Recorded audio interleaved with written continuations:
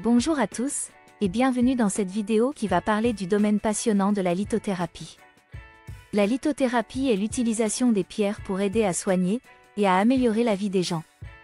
Cette discipline connaît aujourd'hui une popularité croissante. Si devenir conseiller en lithothérapie nécessite une formation, il n'est pas nécessaire de posséder un diplôme préalable pour cela.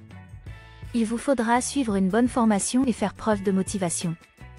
Et si vous souhaitez réellement sauter le pas et commencer une nouvelle vie grâce à la lithothérapie, je vous conseille de rester jusqu'à la fin de la vidéo, je vous présenterai une opportunité qui devrait beaucoup vous plaire. Et si vous aimez ce genre de vidéo, n'hésitez pas à mettre un j'aime et à vous abonner, ça aide beaucoup la chaîne. En utilisant les qualités des pierres et des cristaux, la lithothérapie emploie une variété de moyens pour aider à améliorer la santé et le bien-être d'une personne. Les techniques les plus populaires consistent à méditer avec des pierres, à porter des pierres comme bijoux, à mettre des pierres en contact direct avec la peau et à utiliser des pierres dans son bain. Il existe une grande variété de pierres et de cristaux, chacun ayant ses propres qualités.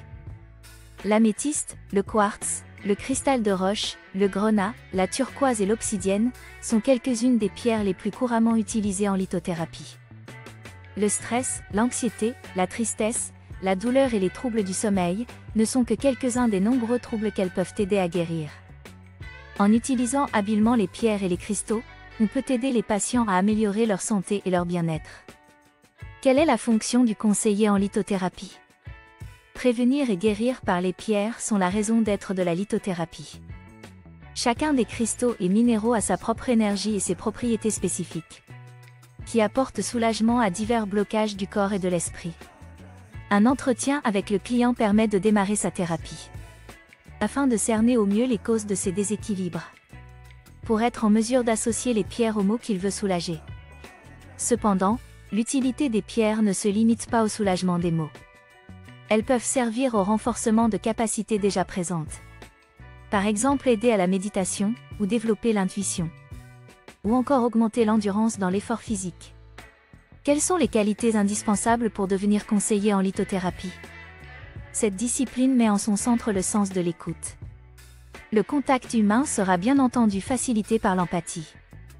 La curiosité et l'ouverture d'esprit sont aussi d'excellents outils, afin d'obtenir les connaissances nécessaires concernant les propriétés des pierres, mais aussi une bonne compréhension des déséquilibres du corps et de l'esprit. Une bonne patience est également primordiale, pour permettre d'améliorer avec constance votre pratique. Le conseiller en lithothérapie exerce son activité en indépendant, à domicile ou en cabinet. En tant qu'indépendant, le salaire dépend du nombre de séances réalisées par mois. Mais le salaire moyen se situe généralement entre 1 500 et 2 500 € par mois, voire plus en ouvrant son propre cabinet. Maintenant, si vous souhaitez sauter le pas et vous former de manière sérieuse, vous avez accès à la formation la plus complète du marché. Elle couvre tout ce dont vous avez besoin pour exercer au mieux. Vous saurez non seulement comment mener à bien vos séances, mais aussi comment vous lancer dans cette nouvelle activité. Cette formation répondra à toutes vos questions. Le lien est dans la description de cette vidéo. L'ensemble de la formation se déroule en ligne, vous pouvez donc progresser de chez vous à votre rythme. Elle est accessible à tous et vous permettra d'obtenir une certification en lithothérapie.